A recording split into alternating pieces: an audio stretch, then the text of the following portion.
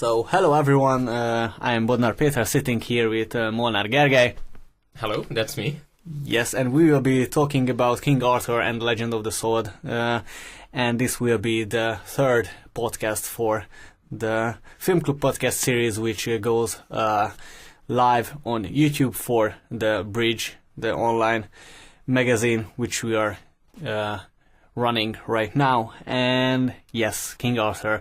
I mean, that is not the film that was the best received worldwide by critics, and also it really flopped hard at the box office, so we could be going on how problematic the film was, but I think we shouldn't really do that. I mean, the critics said it all, the problems and whatsoever, so I was thinking that maybe we should try to, redeem the film, find what's good, what's, worth talking about, what was done right. What do you think? Well, I would, first of all, I would like to add that, our own critics at the movie club, we also had mixed messages from them. Some people liked it, some people did not. It was, we rarely see such variance in opinions. Usually it's a lot more mild. We get some dislikes, we get some likes, but it's rarely this distinctive. Yes, that's actually true. Usually we tend to agree, our little film club viewership, on what's good and what's bad about a movie, but this time it wasn't that clear. But one thing I think was, really decisively positive for most of the people sitting there was the music. I can absolutely agree with that.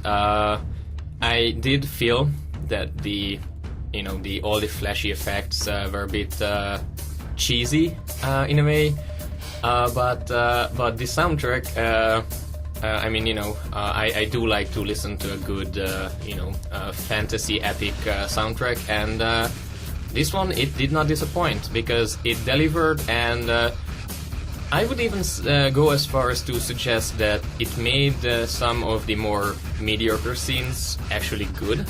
Yes, that's actually a good point, and it's also interesting because I felt like the music was made by Daniel Pemberton, and he made a perfect job with elevating kind of the scenes and also the music, because the film King Arthur was an interesting mixture, melting pot, so to say, of different genres and themes.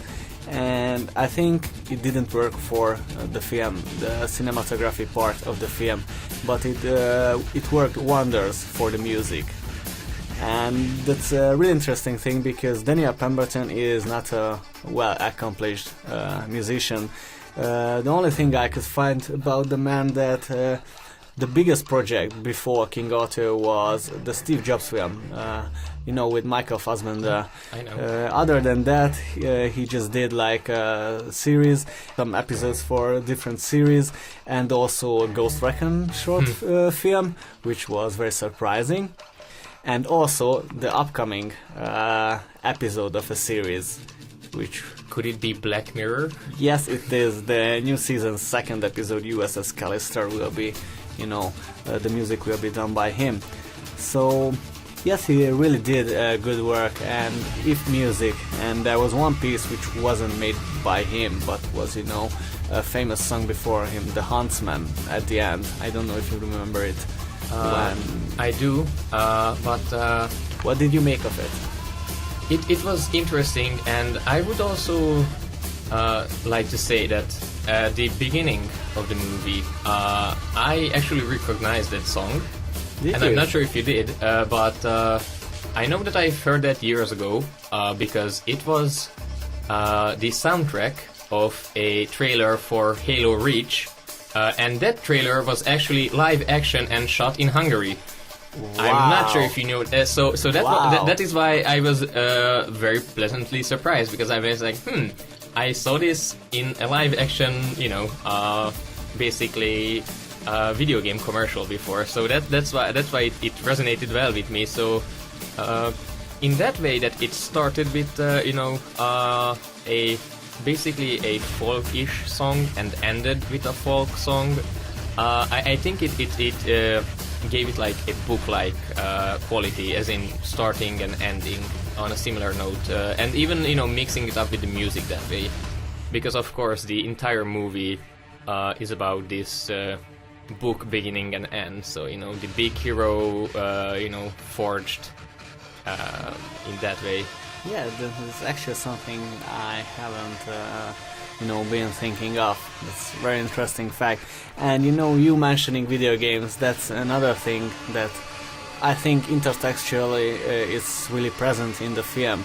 And I'm not even surprised that you mentioned this little fun fact and that it clicks, because the film has a lot of video game features. One that was really talked about by critics was the choreography style, which they said is gritty video game graphics. Needless to say, most of the critics didn't like it. On the other hand, I really welcomed this change, that instead of shaky cam actions, which is really the main technique for Hollywood cinema, thanks to J.G. Abrams. There's the lens flare, Oh yeah. But he and Michael Bay and a lot of other directors really made it common. I mean, just remember Taken, the third installment in the franchise, when poor Liam Neeson had to climb fence, and it took like 30 cuts. I mean, come on, it's too much. And it was also it was like, I think, a double effect of not only shaky cam, but also basically the popularity of found footage videos. Because obviously with found footage videos you are not going to have the usual setup of a filming crew. You will not have a stable camera, because that's the genre. So it was like this popularity came in twos, just like Yeah, it was, and I really welcome this change, getting back to that, because even if it wasn't done perfectly, because obviously the CGI quality of the King Arthur, wow, I don't know where the budget went, but definitely not into the CGI, because at point it was just laughably terrible. But on the other hand, it was trying to, experiment with something different, something that's that we haven't really seen in big budget blockbuster Hollywood films. And if I had to choose, I don't know about you, but he will elaborate on that. So if I had to choose between all this kind of shaky cam and, for example, the Transformer movies use this, we don't see anything but parts of the body's action, and this kind of new weird choreography, which is really hectic but also, exciting, I would rather choose this new wave, because there are opportunities in that. And actually, after like decades of action movies, finally we can see the whole bodies in the action, not just parts. I also obviously welcome this change, and well, speaking of the choreography and it resembling video games, one thing I found really interesting is that most movies that are about video games, so taken from them, I think it was mid 2000 when Prince of Persia movies came out. Yes, or late 2000s then. So basically, the action scenes were supposed to carry those movies, and the rest of the movie was usually shallow, because it only catered to those who actually know the franchise. And those action scenes fell flat most of the time. So it is interesting to see a non-video game adaptation movie do combat like that better.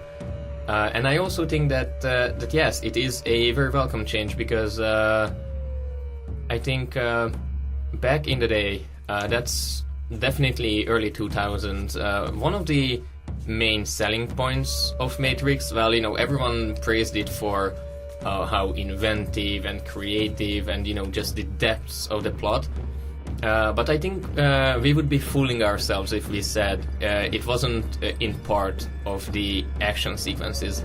And there Okay, the later movies went a bit off the rails sometimes. Sometimes. Yeah, but if you just take the original movie, it was always a clear cut and very clear focus on the combat and just the moves, basically. So I think it is refreshing to see, a movie that puts the emphasis on how the body moves in a combat scenario. Like only if it weren't made this poorly. I mean, that's the biggest problem with, on which we agreed, most of the viewers, last film club screening, because everyone found something which is lovable, which is nice, but in the end everyone was like, it was good, and that but came from everyone because of, how it was transitioned, the ideas from being just ideas into the screen. And at that point we have to talk about the man behind all of this, Guy Ritchie, who is, he was a director of some heavily cherished cult classic movies. Rock and Roller, for example, or The Snatch, Lock, Stock and the Two Barrels. Yep. The three big gangster films from the UK. And I mean, on King Arthur you can really feel his style, but I don't know how much it worked for you, the Guy Ritchie formula. I think that that was actually one of the disappointments for me, because it teased us that it is going to follow the Guy Ritchie format, because the scene at the start, where they talk in a brothel about, how they beat up Vikings to get the money out of them. No, they don't beat up Vikings, they ask them for the money. That's the pivotal point. Oh yes, excuse me, they asked nicely, obviously. And yes, and that scene was brilliant. It was, the like quick cuts from character to character, the comedy, the pacing, everything was just like his trademark style. And then the movie stopped using it. It just didn't do anything with it, because the moment the epic scale started to heighten, the typical fantasy storyline, as soon as that kicked off, I feel like they done away with this style completely, and that was a disappointment, because I do feel that this style would have been interesting to see in a setting like that, and they tried, bless their souls, but it didn't really work, because the humor just fell flat.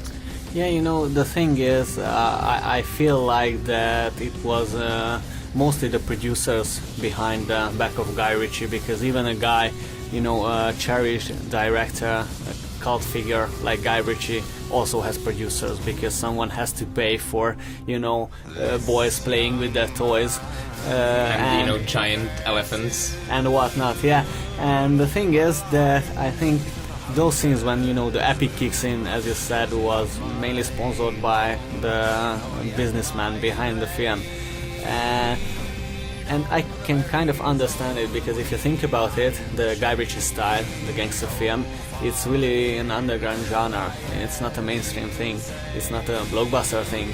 And if you think of The Snatch and how that narrative goes through, and if King Arthur was that from beginning to end, mainly it would have been different. Maybe it couldn't have been a blockbuster, and the producers clearly wanted that. Or do you think that it could have been a blockbuster with that narrative, with the gangster film?